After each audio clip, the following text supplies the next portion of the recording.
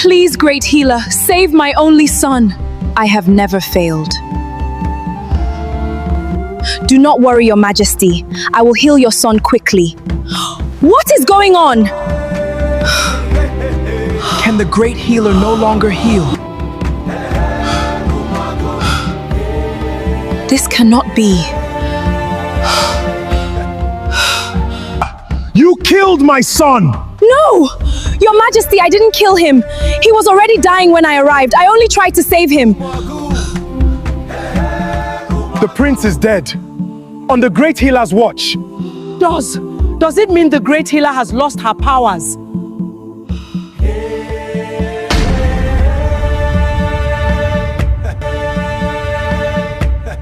Omo, if I tell you say person fit receive gift from heaven and still lose everything because of greed, you go believe me? Chai, my people, gather round. This one no be ordinary village story o. Na story wey go make you think twice before you allow money change your heart. Wetin happen for Umuago village many years ago still dey make old men shake their heads till today. Many years ago, hidden deep within green forests and surrounded by flowing streams, stood the peaceful village of Umuago.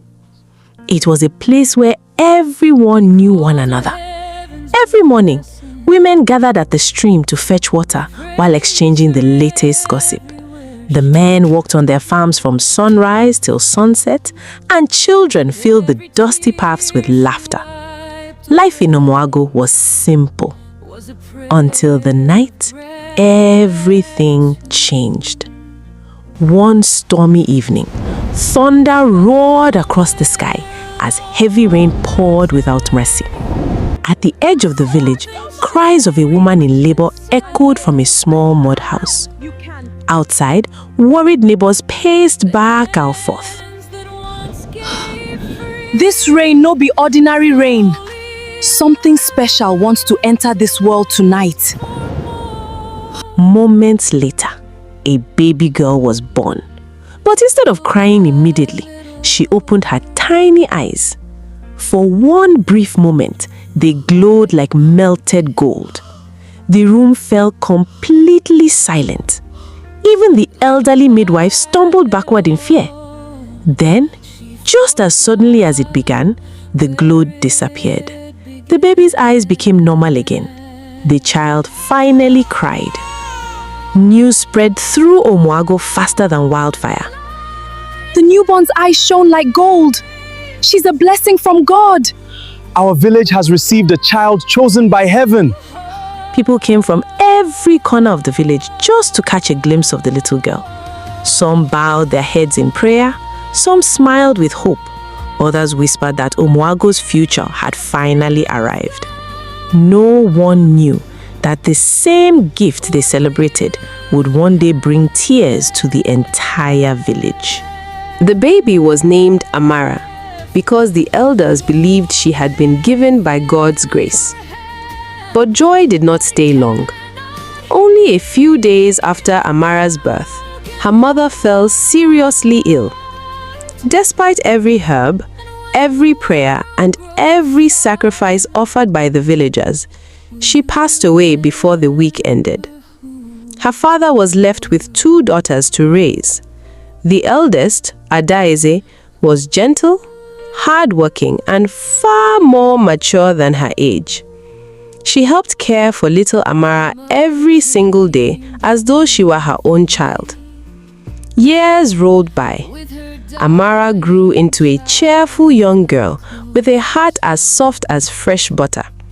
She was loved by almost everyone in Umuago.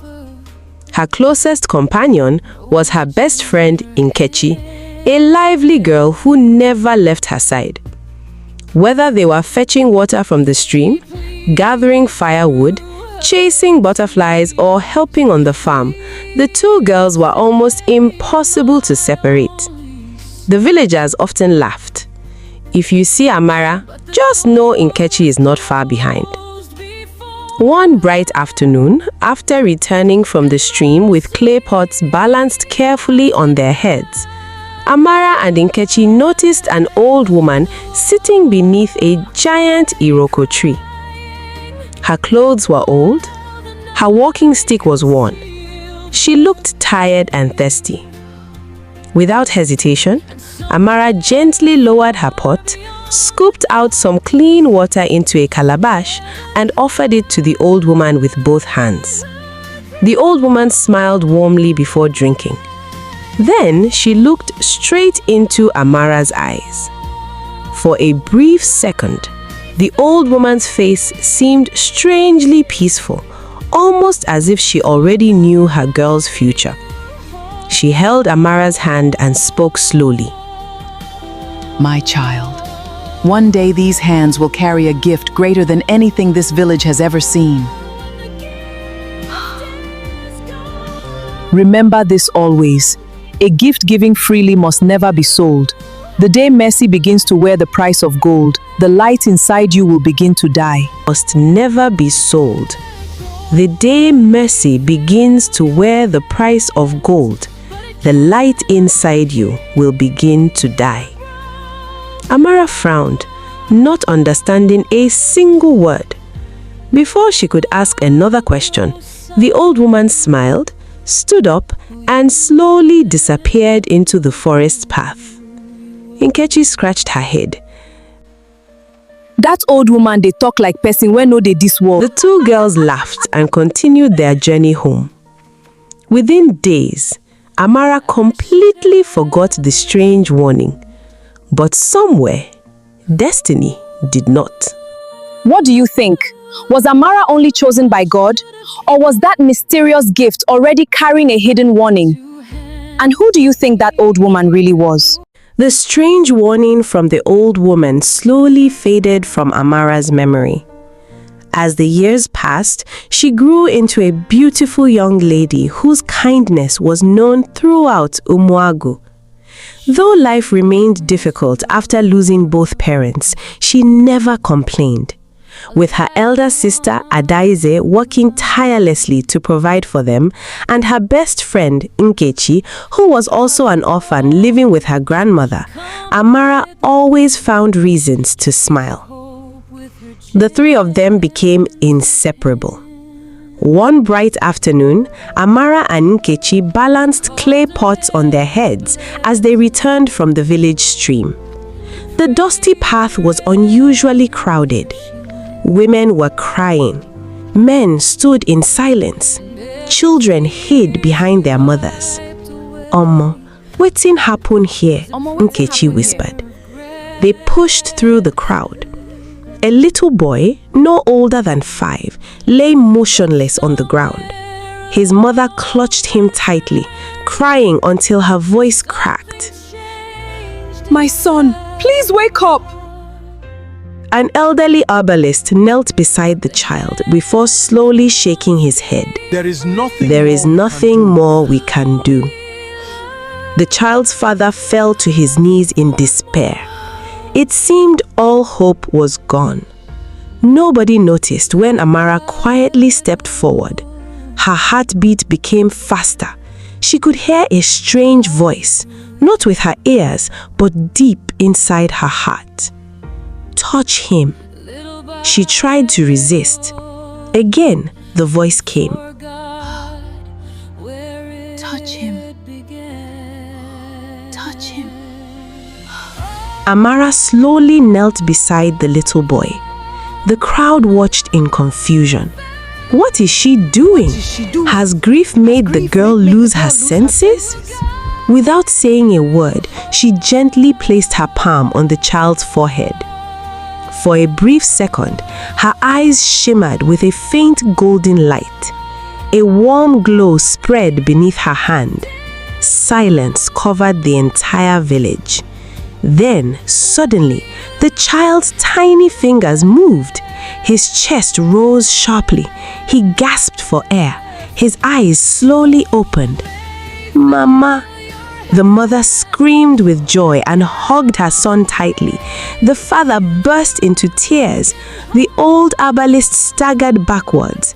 This cannot be. The villagers froze in complete shock.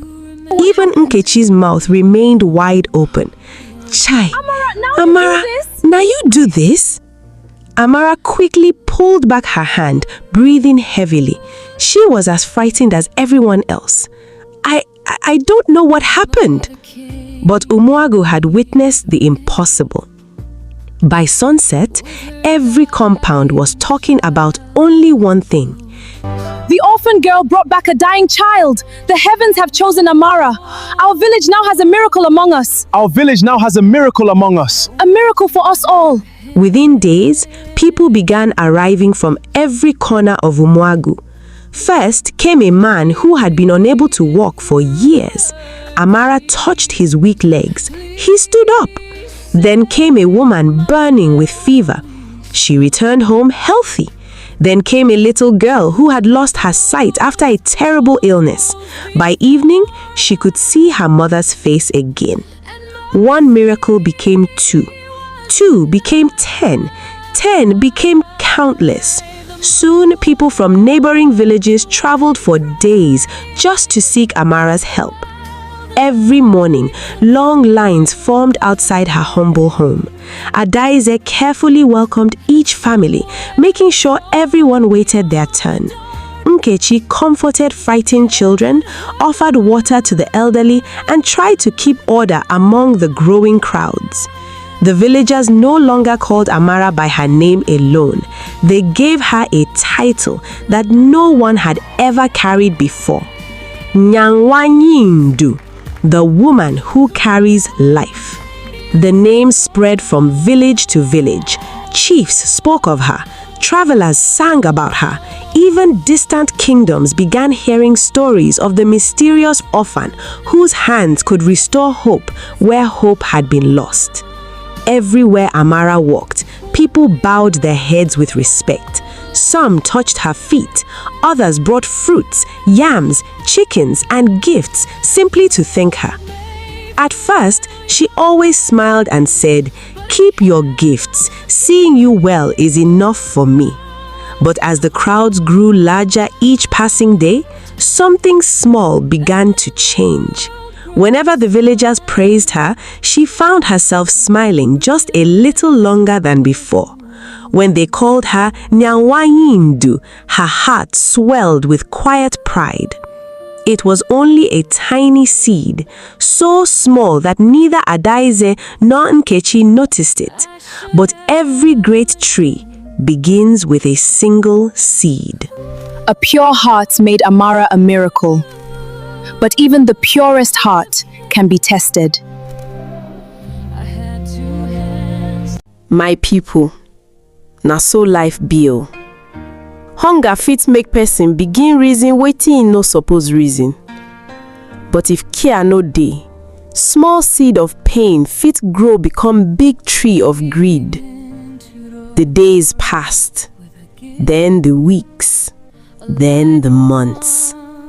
Every sunrise brought another crowd. People came with all kinds of sicknesses. Some were carried on mats. Some leaned on walking sticks. Some had traveled for days just to reach Amara. From dawn until nightfall, Amara never rested. Neither did Adaize. Neither did Nkechi. While Amara healed the sick, Adaize cooked for visitors, fetched water, washed clothes, and attended to those waiting in line. Nkechi organized the endless crowd and tried to keep impatient villagers from fighting over whose turn came first. By the end of each day, the 3 young women were completely exhausted. Yet, when everyone returned home, their own cooking pot was often empty. One evening, Adaize collapsed from exhaustion. Amara rushed to her bedside. Her sister forced a weak smile before speaking softly. Amara, you heal the whole world, but nobody sees that we're the ones growing weaker. Amara held her hand tightly. Tears gathered in her eyes. Adaize continued. Every day, you Every day wipe away other people's tears, yet nobody notices yet ours. nobody notices ours. She looked around their tiny hut. There was barely enough gari left for supper. No yam, no beans, not even enough firewood for the next morning. Ours. I'm not asking you to stop helping people, Adaize whispered. I only wish someone would remember that healers also need to eat. Those words settled deep inside Amara's heart. She couldn't stop thinking about them. For the first time, she looked beyond the smiles and praises. Everyone celebrated her miracles, but when the crowds disappeared, silence returned to their empty home. A few days later, while arranging the next line of patients, Nkechi quietly spoke. Amara, have you ever noticed something? What is it? Nkechi folded her arms. People pay blacksmiths. People pay hunters. People pay hunters. People People pay midwives. People even pay People even pay the drummer at festivals. She stepped closer. So tell me, why shouldn't they pay the one who saves their lives? Amara remained silent. It sounded reasonable. Too reasonable. Nkechi continued.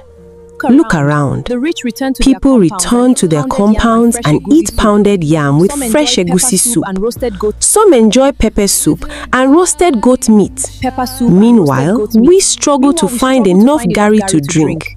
She shook her head. Kindness is beautiful, but kindness cannot fill an empty stomach. That night, Amara barely slept. Adaize's words echoed in one ear. Nkechi's words echoed in the other. By morning, she made a decision. The next wealthy visitor who arrived was welcomed with a smile. But before placing her hand on his shoulder, Amara spoke gently. If God blesses you through me, bless this home in return. The man gladly left behind tubers of yam, baskets of cocoyam, beans, baskets of vegetables, chickens, and a fat goat. Nothing happened. The heavens remained silent. Amara smiled. Maybe there was nothing wrong with accepting gifts after all. Soon, every wealthy family brought something: rice, palm oil, plantains, goats, cows, coral beads, even bags of cowries. Before long, gifts became expectations. Expectations became demands. The poor who had nothing to give were asked to bring whatever they could: a chicken, a basket of maize, a little money. Some managed, many could not. As weeks passed, the price continued to rise until one painful morning, a frail old widow carried her sick grandson to Amara's compound. Adaize quietly looked at the child with pity. Nkechi stepped forward first. What did you bring? The old woman lowered her head. I have nothing, only my prayers. Nkechi sighed. I'm sorry, without payment, no healing. The old woman fell to her knees. My grandson will die. Amara heard every word. She stood at the doorway. Her heart trembled. For a brief moment, she almost walked towards them. But then she remembered the hunger, the sleepless nights, the empty cooking pot. Slowly, she turned around and walked back inside. The old woman's cries echoed through the compound. Many villagers watched with disbelief. One man whispered, "The hands that once gave hope now count cowries before showing mercy." Another elder shook his head sadly. A healer who locks compassion behind a price is already losing something far greater than wealth. From that day on, some villagers still praised Amara, but many no longer called her Nwayindu with joy. They spoke the title with sadness, because the woman who once carried life now measured life by payment. unknown to Amara, something else had begun to change. Each time she turned away someone because they were poor, the golden light inside her faded ever so slightly. Her miracles still happened, but they took a little longer. The warmth in her hands grew weaker. Her eyes no longer shimmered as brightly as before. No one noticed. Not Adaeze, not Nkechi, not even Amara herself. But heaven had noticed, and heaven never forgets. The day Mercy was given price, Amara's greatest gift quietly began to leave her.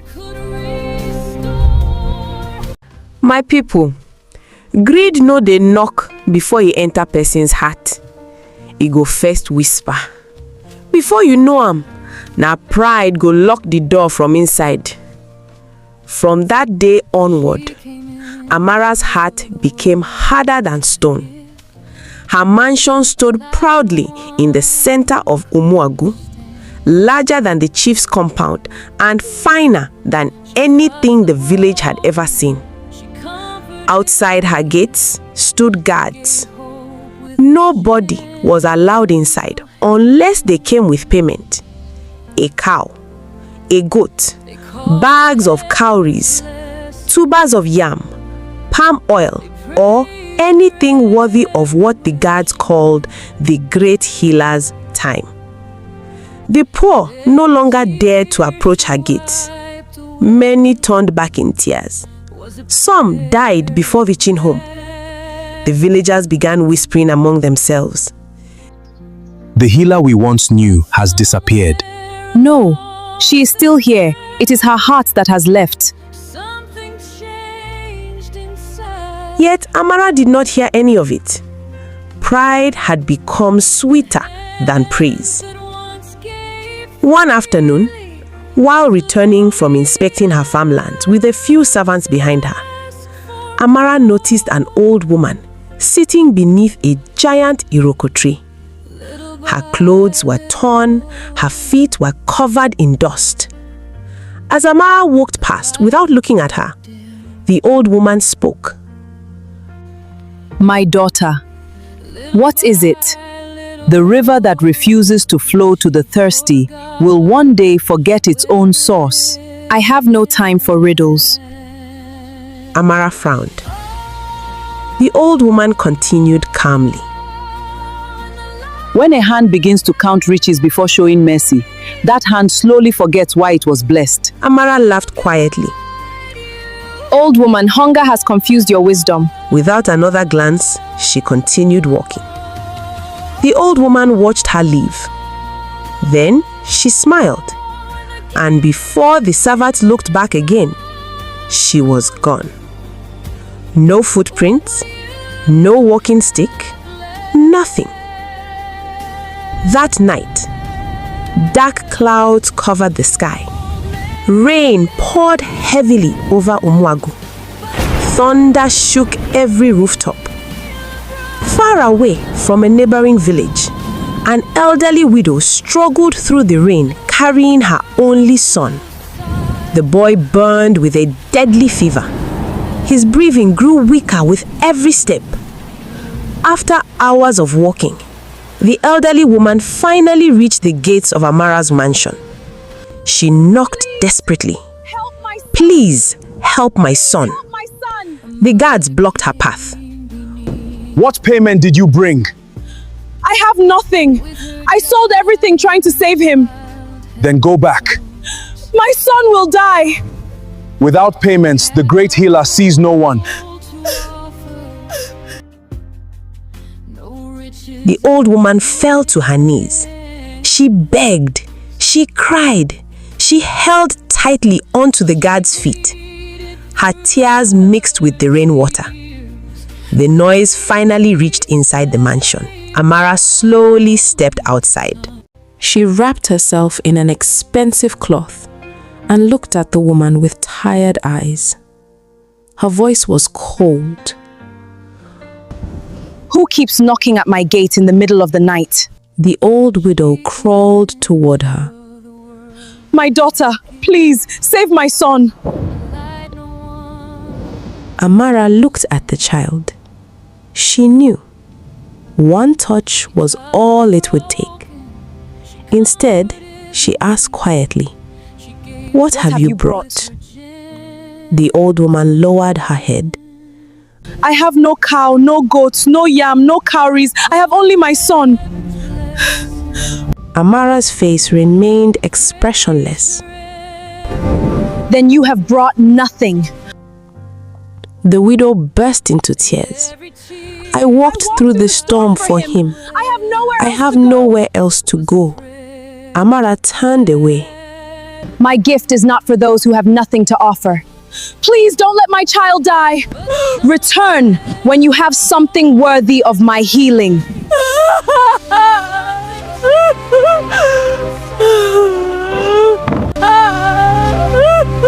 The heavy gates slowly closed. The old woman's cries echoed into the rainy night.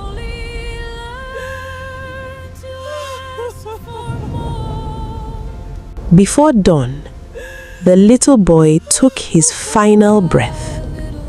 The grieving mother carried his lifeless body deep into the forest. She knelt beneath an ancient tree and wept until her voice could no longer be heard. Her tears fell onto the earth. Then she lifted her face toward the heavens. She spoke no curse. She asked for no revenge. She simply cried from the depths of a broken heart, and heaven listened.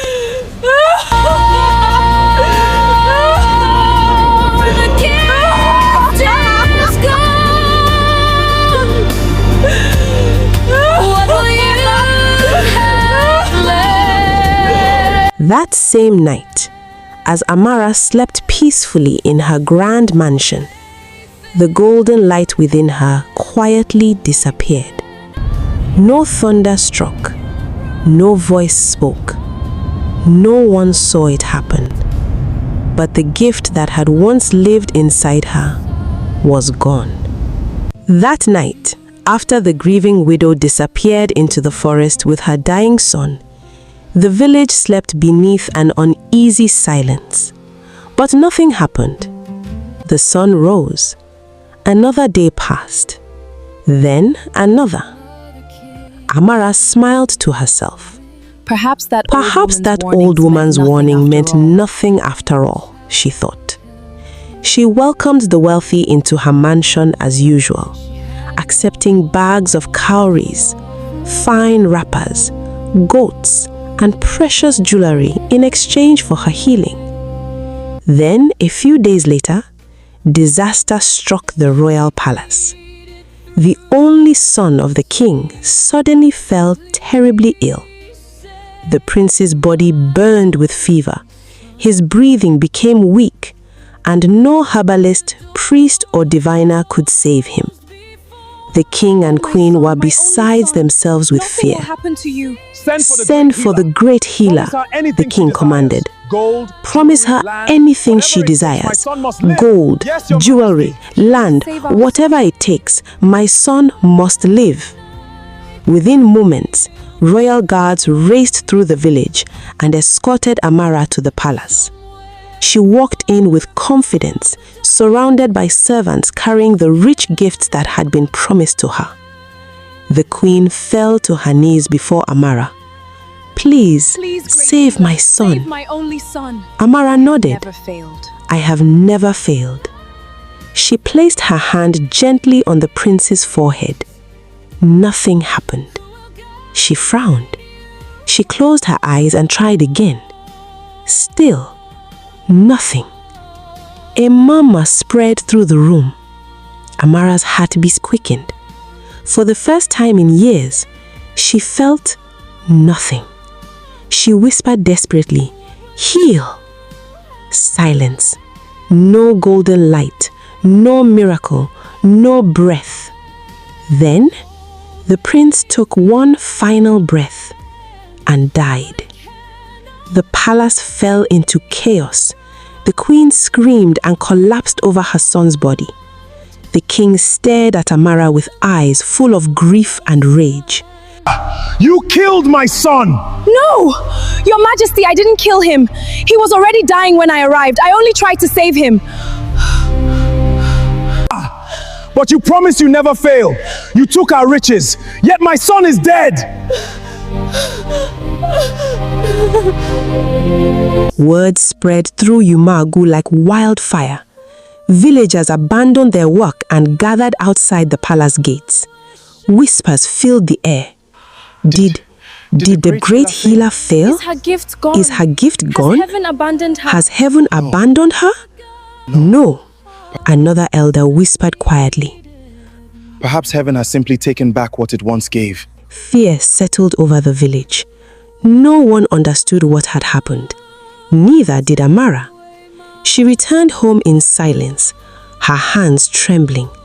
She stared at them for a long time. Why didn't it work? Why didn't it work? She whispered to herself. What is happening to me? For the first time since receiving her gift, Amara was afraid. She had no idea that an even greater tragedy was waiting just beyond her door. At sunrise, a terrified scream echoed through the mansion. Adaeze had collapsed. Her body burned with a strange sickness no one could explain. Amara rushed to her side. Don't be afraid. I'll heal you. She placed her familiar hand upon her sister's forehead. Nothing happened. She closed her eyes. She tried again. Nothing. Again. Nothing. That was very unusual. First was the crown prince, now her sister. Silence answered her. Fear gripped her heart. Her hands trembled. No, this cannot be. Again she prayed. Again she touched Adaeze. Again, nothing. The great healer could no longer heal. And for the first time in many years, Amara understood what it meant to be helpless. My people, no matter how far a person walks away from goodness, there is always one road that leads back. But that road is never easy. Days passed, then weeks. Amara tried everything. She called the finest herbalists from neighboring villages. She offered bags of cowries. She slaughtered goats. She prayed day and night. Nothing worked. The whole village was shocked. The great healer cannot even save her own sister? The great healer cannot even save Another her own replied, sister. Maybe heaven has finally collected what belongs to heaven. For the first time since receiving her gift, Amara cried like a helpless child. One evening, unable to bear the pain any longer, she sat alone beside the river where she and Kechi had once laughed as children. Her tears fell into the flowing water. I'm sorry. I failed. I have failed. If only I could heal you one more time, Adaeze. Just then, a familiar voice broke the silence. My child. Amara slowly lifted her head. Standing beside the river was the same old woman. The same woman she had met as a little girl. The same woman beneath the Iroko tree. The same woman she mocked on the road. Amara's eyes widened. You are the old woman.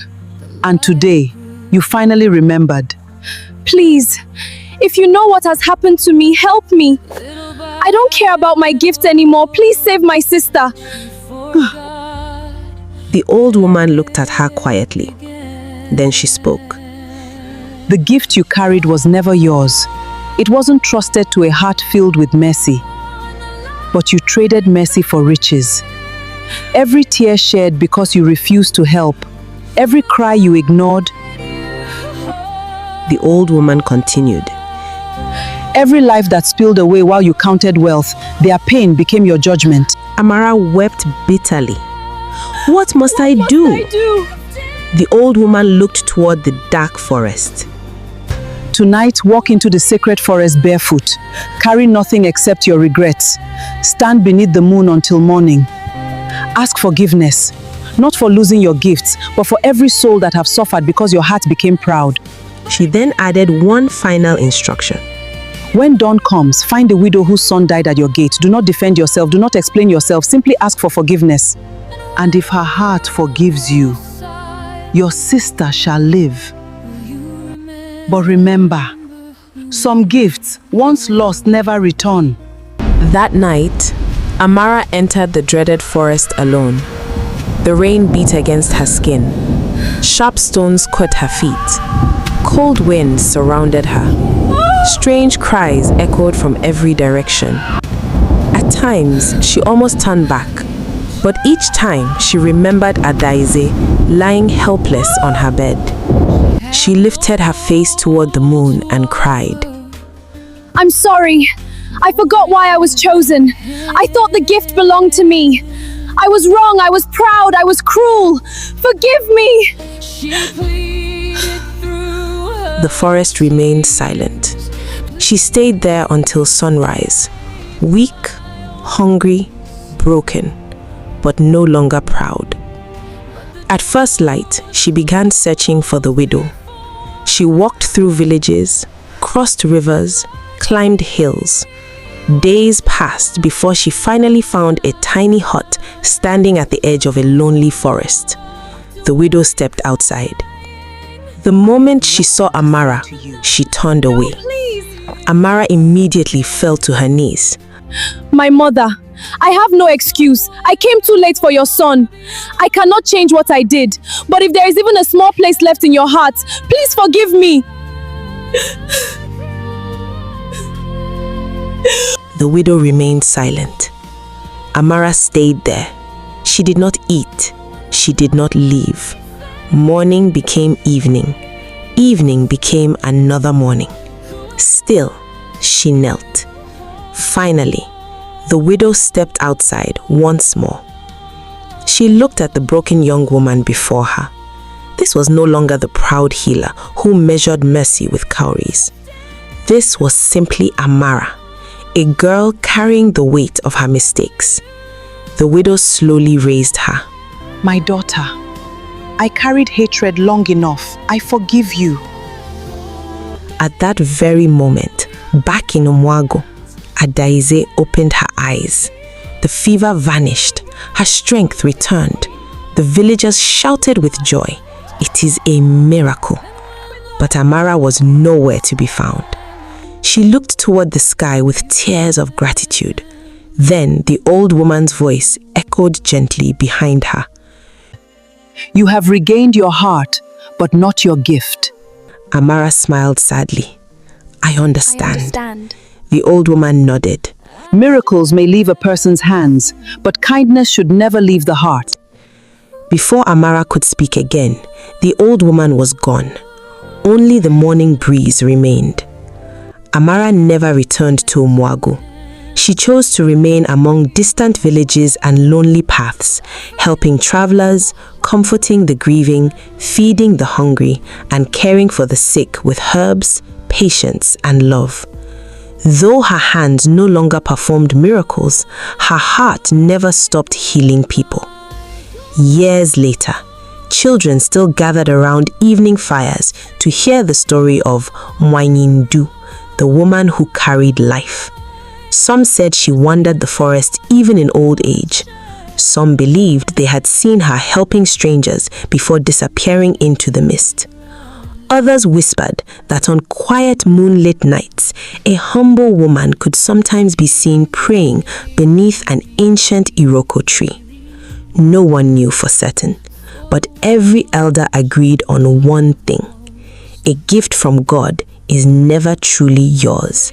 You are only its caretaker. As the evening sun disappeared behind the hills of Umwago, a group of children gathered around an elderly village elder. One curious boy looked up and asked, Grandpa, was Amara truly the greatest blessing our village ever received? The old man smiled softly and gazed into the distance. He slowly shook his head. No, my child. She was never heaven's greatest blessing. Then who was she? She was heaven's greatest lesson. Because a gift from God can change the world, but only humility can keep the gift alive. And that was the legend of the great healer of Umuagu. Moral lesson: never judge someone's future by their present circumstances. True wealth is built on hard work, humility, integrity, and a kind heart. Those who remain faithful through life's struggles will eventually reap their rewards, while pride and greed often lead to downfall. Thank you so much for watching this story to the very end. I truly appreciate your time and support. If you enjoy this story, please don't forget to like, share, subscribe, and hit on the notification bell so you never miss another emotional African tale from this channel. Your support helps this channel grow and inspires me to keep bringing you more powerful stories. Until next story, be besties. Love you all.